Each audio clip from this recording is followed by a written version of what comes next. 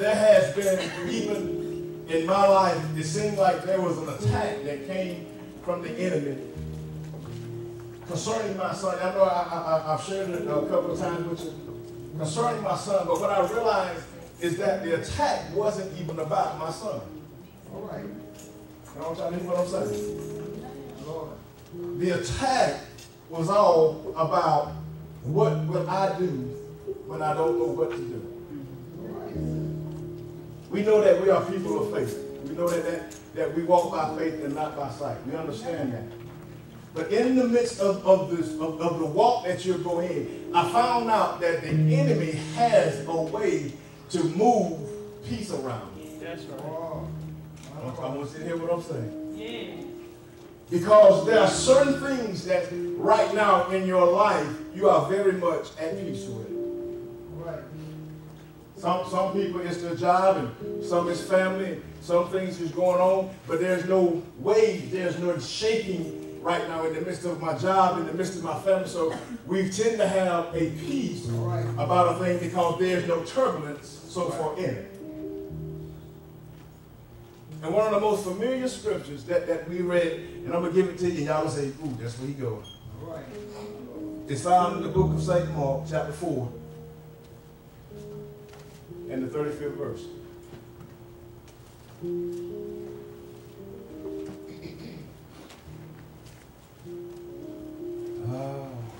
Do anybody feel good tonight? Yes. You have it, say amen. Mark 4:35. St. Mark chapter 4, verse 35. And we know the story. We've all heard the story. We read it, we've heard it preached, we've seen it preached, and everything. And this is just the one little simple thing that God gave me for tonight. He said at verse 35, it says, and the same day when the evening had come, he said unto them, let us pass over unto the other side. And when he had sent away the multitude, they took him even as he was in the ship. And there was also with him other little ships. And there arose a great storm of wind, and the waves beat into the ship, so that it was now full. And he was in the hinder part of the ship, asleep on a pillow. And they awaked him and said unto him, Master, carest not that we perish? And he arose and rebuked the wind and said unto the sea, Peace, be still. And that's simply one thing I just want to give you right there. And as soon as you get it, I'm going to say that. It seems just that simple. It said, in the midst of everything, we have to learn that if you can speak, just sit to your peace. Hell may be going on around you, but you got to peace, come back here and be still. Oh my God. Even in the midst of everything else I was looking at, and I began to look at even the situations going on with my son, and I began to say, no, there's so much going on, and it seemed like I, as a father, am powerless in regard to the things that he's experiencing. And to any man that's a real father, that is a hurtful feeling. That's right. Oh yeah. To feel like I'm helpless to shape and shift the direction that my own flesh and blood is going in, that is a hurtful thing. And when you begin to see and say, now the things you're doing and the way that you're going and the way that you live, this is not even who you. That's right. Oh, and it seemed like even in prayer, the more I prayed about it, the more I began to seek God about it. And it seemed like God just wasn't even going to answer me concerning the situation. Like, God, what are you going to do? Because in my mind, this is how I had it figured out. In my mind, I said, there's coming the day to where he is going to be in my house before a certain age. All right. Yes. This is how I had it figured out. And I would have the opportunity to raise and shape him. But how do y'all know this month he hit that age? All right. And so now he is at an age to where whenever the case would go to court, the judge would say, son, who do you want to stay with? All right. All right. And so in my own little mind, even being the prophet and being an elder, in my mind, my heart began to hurt. I said, God, my son is in the age to where no one can even make him now come so that I could shape him and make him and give him the way to come up there and give him how to be a man. And let him know that they're wearing your pants down around your knees. Son, that ain't cute. That's right. And so now this time is coming, and the more I begin to seek God, and the more I even was praying, and the more I was even fasting, it seemed like God wouldn't even speak concerning my son. That's right.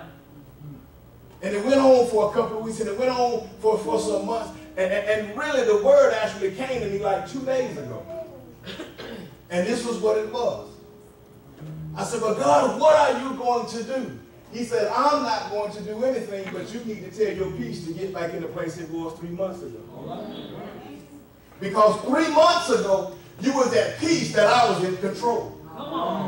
3 months ago, he was in the same situation, but you was at peace. So what I need you to do is just simply get your peace back where it was. Tell your neighbor, get your peace back where it was. And I began to think of the times that even I sat up at night and said, you know, it's 12 o'clock and I don't know where my son and I would get calls every now and then from his aunt that lived here in Valdosta and say, oh, is James with you? I'm like, no. She said, I just think I seen her. I'm like, it's 2:30 in the morning. Where you at? And anybody who know anything, there are certain places in Valdosta you don't want to be at 2 in the morning. That's right. And at 14 years old, I found my son at Andy's. Just going all through here.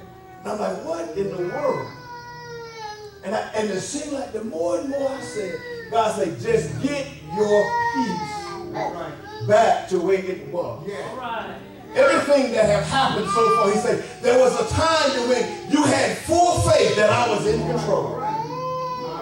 Who am I talking to? All right.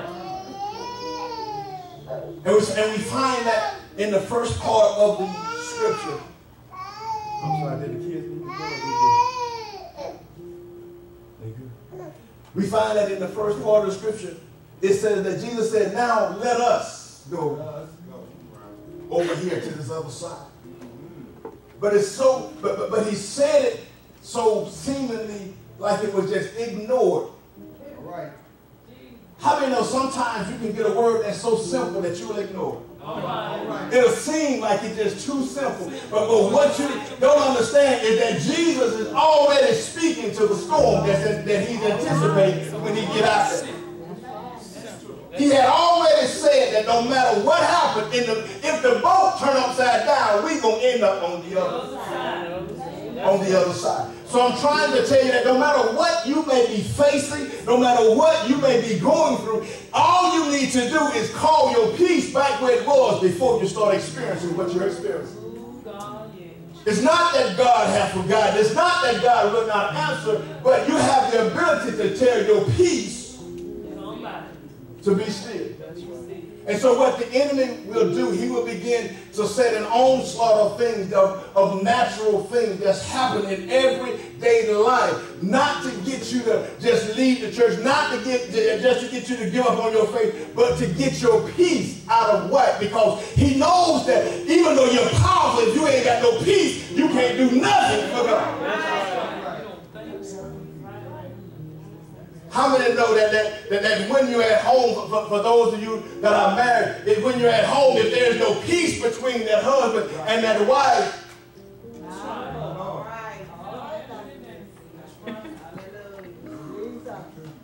and so what the enemy said, if I can get a hold of their peace, that's what I'm after.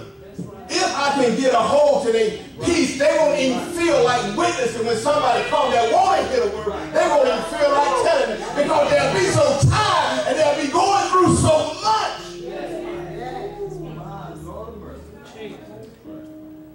But I'm after their peace. And so, and it seemed like natural things. There is nothing unnatural about a storm on the sea. All right. Storms happen on the sea. So what this is saying, that even in the midst of some natural things, the enemy is after your Peace. just natural things, you know, like a job. He wants to get you so I've been out of shape with what's going on. That's the truth. That now, even though you're there, you just there. I mean, I'm talking from experience. You're there for 89 hours with no peace. That's right. That's right. That's right. And now, since I don't have any peace, how many know now it affects everything that happens to me? It affects everything that I say. It affects my attitude. It affects my temperament. It affects whether or not. That's right. That's right. It affects everything around me. Tell somebody, get your peace back. Get your peace back. And so, God is saying in the simple message is that you are going through. Nobody denied that. And it seems like God haven't even answered your prayer. Nobody is denying that. That's right. But what he is saying, have the situation really changed from now to when you was at peace? That's right. Because if the truth be told, he was always in control. That's it. You have never been in control. Most of the time when we lose our peace, that is what happens. The enemy paints the picture like we're losing control. That's right. That's right. I've lost control over this. I've lost control over that. And God said the truth of the matter, you was never in control of that. That was always in my plan. So we see Jesus already spoken the word before the tempest would arise, before the storm would come, before the winds begin to blow. He said on this side, let us go to that side. Now, I'm already on my second point. Point number 2. Many times as Christians, we think just because we with Jesus, we ain't supposed to go through the storm. That's right. That's right. Even Jesus himself. On this safe side, you could have never told those disciples it's going to be something that's going to happen in a few minutes that's going to shake your faith. That's right. And make you think like God, I forgot about you. That's right. So much to the point that where they would even wake him up and say, don't you even care? Now what happened just now to the other? That's right. Because how many know many times at Christian we think that we ain't supposed to get our lights cut off. Come on, man. We think that everybody's supposed to treat us well because we treat them well. That's right. I remember one time that my mom told me I was upset about something that somebody had did. And my mama said, she said, well, aren't they sinners? I said, yes, ma'am. She said, so why you mad at a sinner? They're a sinner. And it gave me some insight. You the one say that you say. You the one say that you love. They didn't ever say they love you. But why are you getting upset? Because they act like they don't love you. They're just doing what they do. So the word had came to come down to the other side. In the midst of going to the other side, the Bible says in verse 37 that there arose a great storm. So what that says that it wasn't just a small storm. It wasn't an unusual storm. It was just unusual for this time. That's right. And have anybody been going through something that just seemed unusual for this time? That just seemed like you would just had peace just a little while ago, but now all of a sudden, you're like, what happened? What happened? And the Bible even describes how the waves came, how they hit the ship, how they beat upon the ship. It goes into all that detail. And because what would happen in the midst of the wave, I want you to picture it real quick in your mind. I got about 5